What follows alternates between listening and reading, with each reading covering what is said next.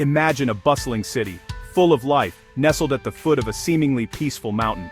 This was Pompeii, a place where vendors called out in crowded markets, where children played in cobblestone streets, and where the scent of baking bread mixed with the salty air from the nearby Bay of Naples. For centuries, its people lived their lives under the warm Italian sun, completely unaware that the mountain looming over them, Mount Vesuvius, was not a gentle green giant, but a sleeping volcano. In the year 79 AD, this vibrant hub of Roman civilization was brought to a sudden, catastrophic halt.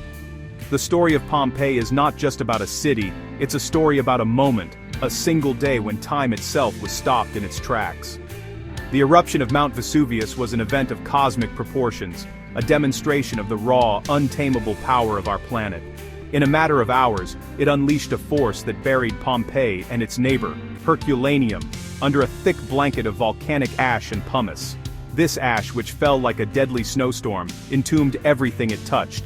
Houses, temples, theaters, and even the people themselves were sealed away from the world, preserved in a state of suspended animation.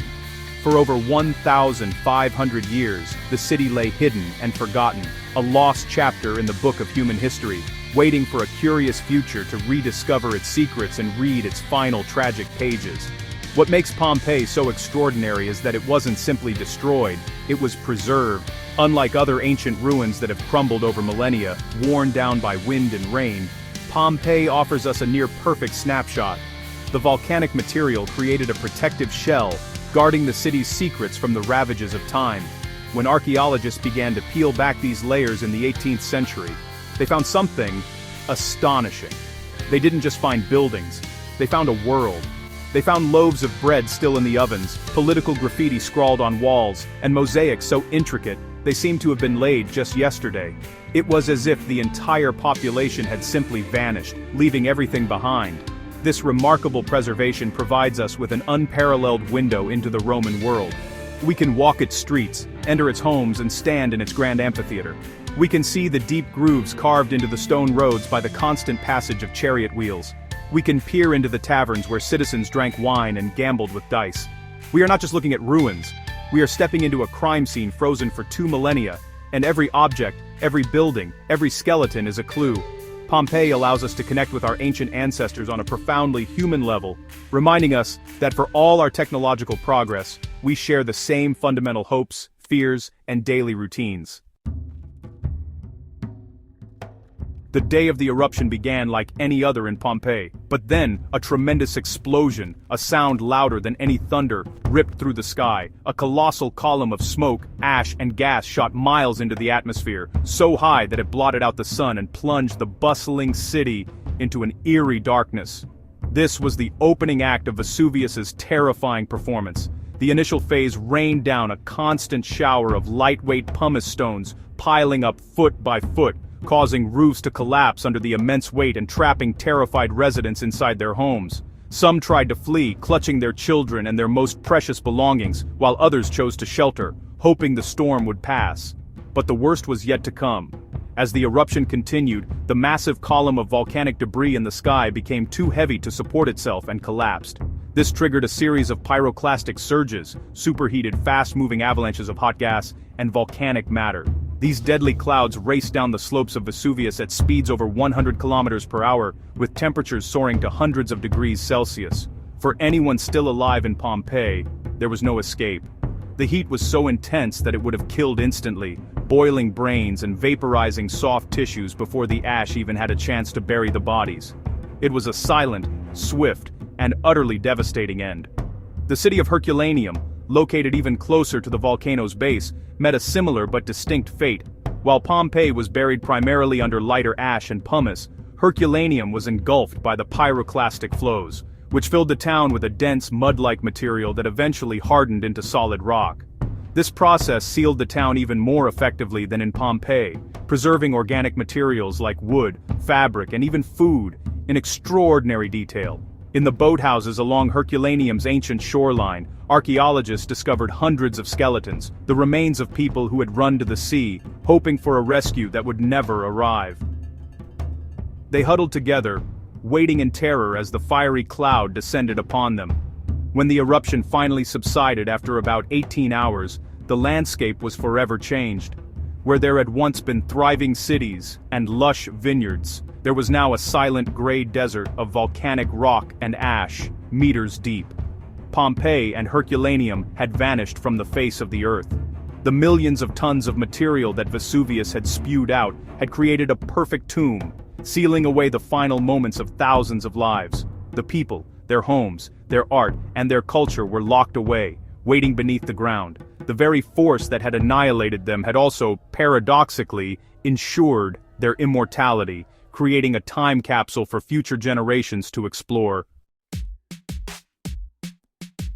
One of the most haunting and powerful discoveries at Pompeii came not from stone or metal, but from empty space. As archaeologists excavated the hardened layers of ash, they sometimes found strange voids, hollow cavities buried within the material. In the 1860s, an ingenious excavator named Giuseppe Fiorelli realized what these were: the imprints left behind by the decomposed bodies of the eruption's victims.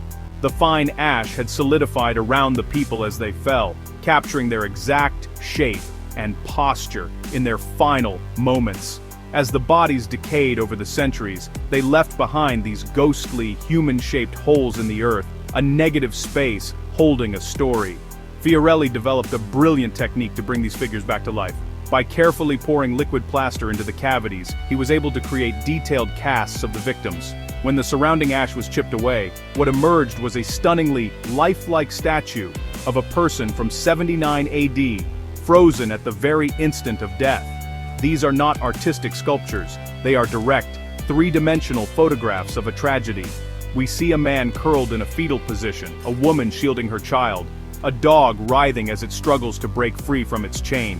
The plaster casts preserve their clothing, their hairstyles, and most poignantly, their final futile gestures of self-protection. Today, science is giving these silent witnesses a new voice. Modern researchers are using advanced technologies like CT scans and X-rays to peer inside the plaster without damaging the casts. These non-invasive methods allow them to see the skeletal remains trapped within, revealing incredible details about the individuals. Scientists can determine their age, sex, and even signs of disease or injury. Analysis of their teeth can provide clues about their diet and overall health. In one case, a scan revealed that a person thought to be a man was actually a woman. This technology turns the casts from tragic figures into biological archives, helping us understand who the people of Pompeii really were. This research deepens our connection to the past in a profound way. By studying these casts, we are not just looking at anonymous victims of a disaster, we are meeting individuals. We learn about a young soldier, identified by the sword found with his cast, or a wealthy family huddled together in a villa's cellar. We can even reconstruct their faces, looking into the eyes of someone who lived 2,000 years ago. These plaster figures are Pompeii's most powerful storytellers. They bridge the immense gap of time and remind us that behind the grand story of the Roman Empire were real people, with lives as complex and precious as our own. The same forces of nature that preserved Pompeii for nearly 2 millennia are now its greatest enemies. After being excavated and exposed to the elements, the ancient city has become incredibly vulnerable. The sun beats down on delicate frescoes, fading their once vibrant colors. Rainwater seeps into the masonry, weakening walls and causing them to crumble. Wind whips through the open ruins, eroding ancient stones and painted plaster. It's a tragic irony. The act of uncovering Pompeii has started a new clock on its destruction. Without the protective blanket of ash, the city is in a constant battle against decay, a slow-motion collapse that threatens to erase what the volcano so perfectly saved. Adding to the pressure from nature is the pressure from humanity. Pompeii is one of the world's most popular tourist destinations, attracting millions of visitors each year. While this fascination is what keeps the story of Pompeii alive, it comes at a cost. The sheer volume of foot traffic wears down ancient stone floors and pathways. Visitors might lean against fragile walls or accidentally brush against 2,000-year-old paintings, causing microscopic but cumulative damage. The oils and moisture from countless hands can degrade surfaces that have survived for ages. Managing this tide of humanity is a delicate balancing act. How do you share this incredible treasure with the world without loving it to death? Beyond the gradual decay, there are more immediate threats. Heavy rainfall, made more frequent by a changing climate, can trigger landslides on the unexcavated slopes surrounding the archaeological site. These movements of Earth can put immense pressure on the excavated structures below, leading to sudden and catastrophic collapses. In recent years, several walls and even entire buildings like the famous House of the Gladiators have crumbled, sending shockwaves through the archaeological community. It serves as a stark reminder that the preservation of Pompeii is not a static state, but an ongoing, urgent mission that requires constant vigilance and intervention to prevent further loss. And then there is the mountain itself. Mount Vesuvius is not an extinct volcano, it is merely dormant. It is one of the most closely monitored volcanoes on the planet because it remains an active and incredibly dangerous threat. The area around its base is now one of the most densely populated volcanic regions in the world, with millions of people living in its potential path of destruction. Scientists at the Vesuvius Observatory watch it 24/7, tracking every tremor and gas emission. An emergency plan is in place for a mass evacuation, but the possibility of another eruption casts a long and ominous shadow over the ruins of Pompeii, a constant reminder of the titanic power that still slumbers beneath the ground.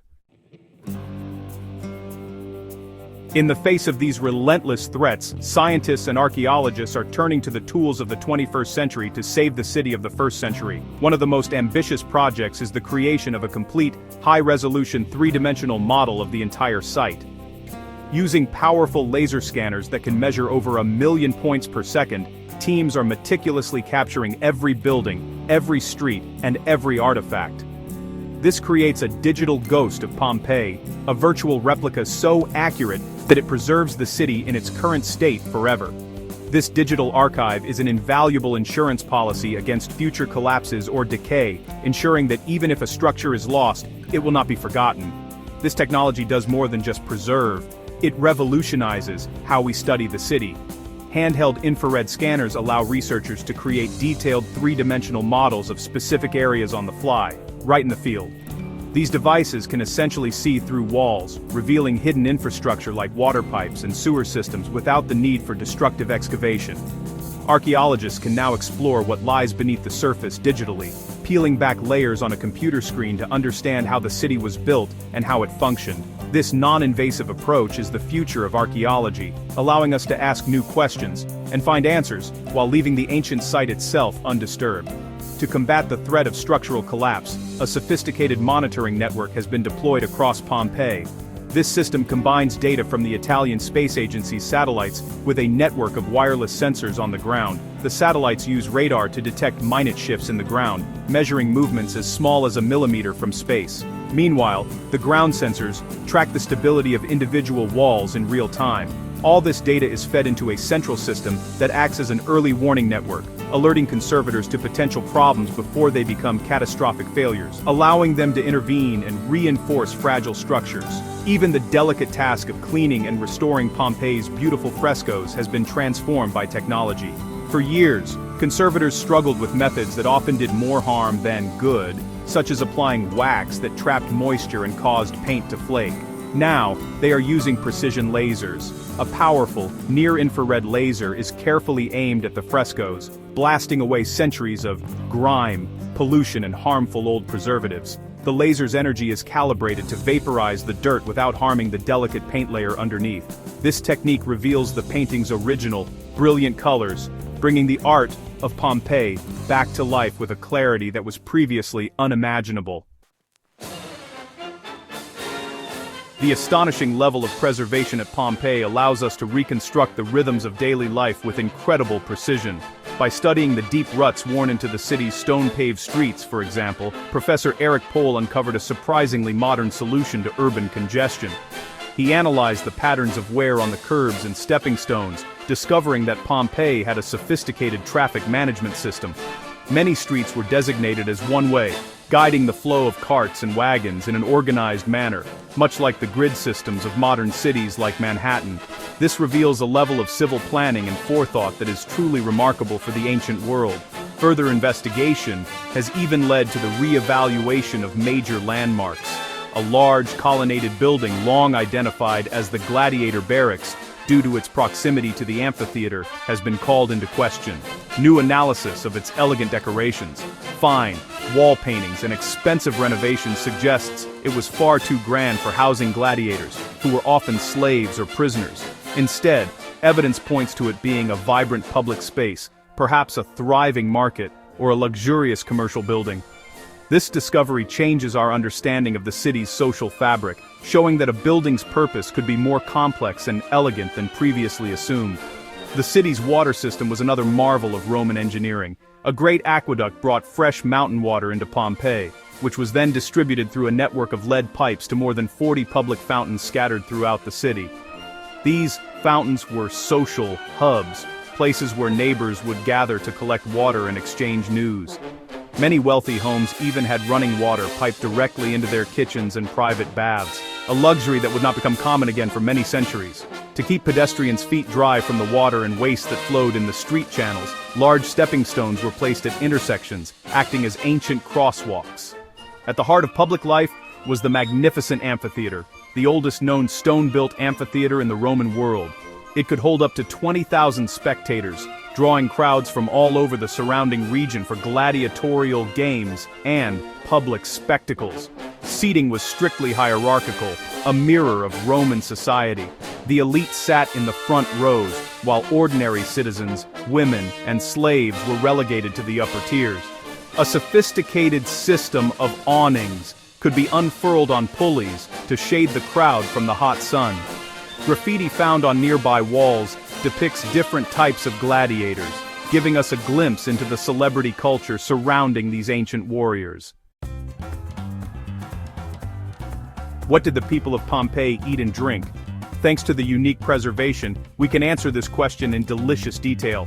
Archaeologists have analyzed the contents of drains and latrines, which act as time capsules of the Roman diet. In the sewer of one wealthy home, they found evidence of a lavish meal eaten just before the eruption. The remains included the tiny bones of songbirds, fragments of sea urchin shells, and a surprising number of suckling pigs. This tells us that the elite of Pompeii enjoyed a rich and varied diet, filled with expensive delicacies, showing off their status through the food they consumed.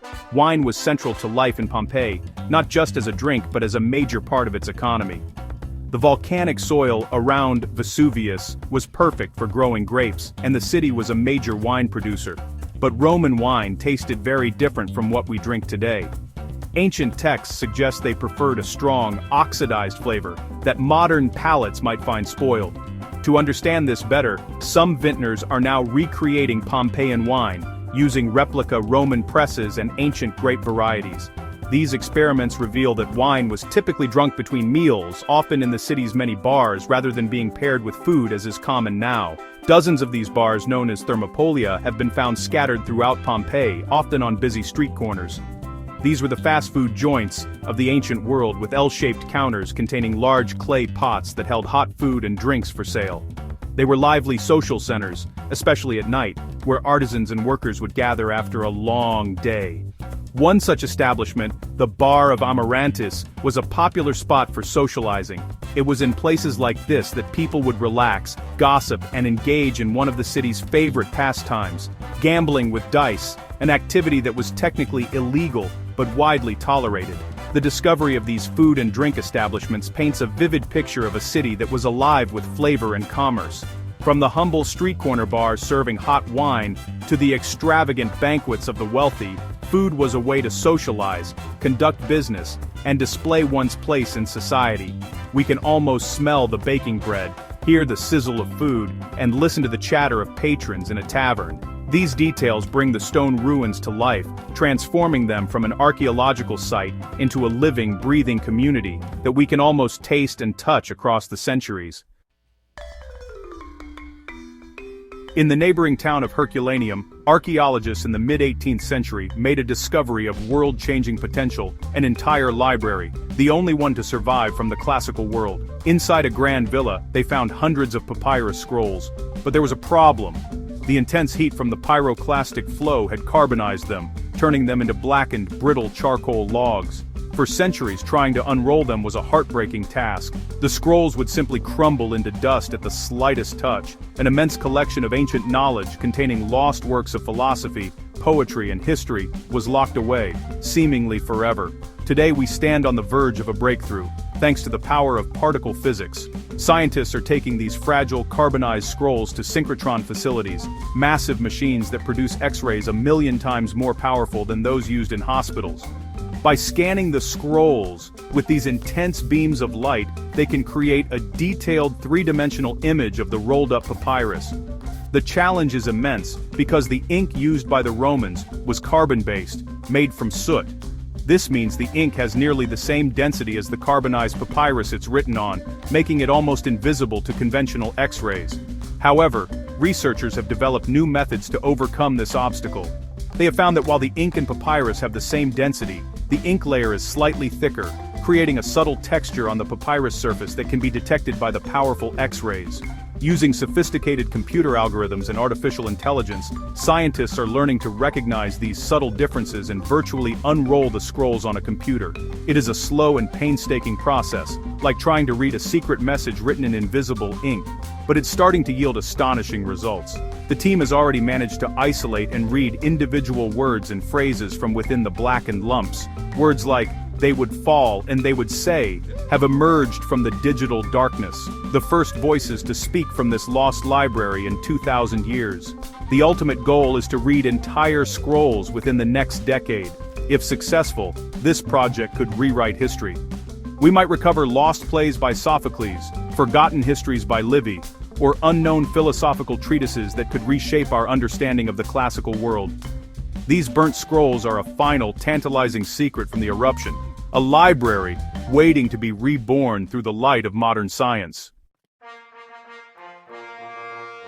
Pompeii is more than just a spectacular ruin. It is a direct physical link to our own past. It stands as a powerful testament to both the fragility of human civilization and its incredible resilience. The catastrophe of 79 AD, while a horrific tragedy for its inhabitants, created a unique gift for all of humanity. A city frozen in time, offering us an unfiltered glimpse into the Roman world. Here, we move beyond the grand narratives of emperors and empires and connect with the everyday lives of ordinary people. We see their art, read their graffiti, walk their streets, and learn what they ate for their last meal.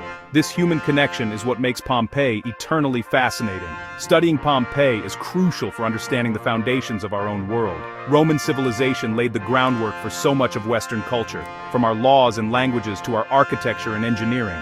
In Pompeii, these concepts are not abstract ideas in a history book. They are tangible realities. We can see Roman engineering in the aqueducts and road systems, Roman social structure in the layout of the amphitheater, and Roman commerce in the bustling markets and taverns. By exploring this single, remarkably preserved city, we gain a deeper and more nuanced understanding of the vast and complex empire from which it came. The ongoing efforts to preserve and study Pompeii push the boundaries of science and technology.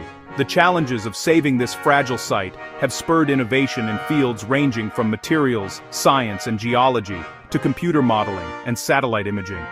The quest to read the Herculaneum Scrolls is advancing our capabilities in data analysis and artificial intelligence. In this way, Pompeii is not just a subject of the past, it is a catalyst for the future. The drive to unlock its secrets forces us to become better scientists, historians, and custodians of our shared global heritage, developing tools that can be used to protect other sites around the world. Ultimately, Pompeii serves as a profound and humbling reminder from the cosmos. It teaches us that we live on a dynamic and powerful planet, whose geological forces can reshape our world in an instant. The story of Vesuvius and Pompeii is a timeless lesson in humility, a reminder that for all our achievements, we are subject to the laws of nature. By studying Pompeii, we honor the lives that were lost, and we gain invaluable knowledge about who we were and who we are. It is a story written in ash, a message from the past that continues to resonate with us today, urging us to explore, to learn, and to remember.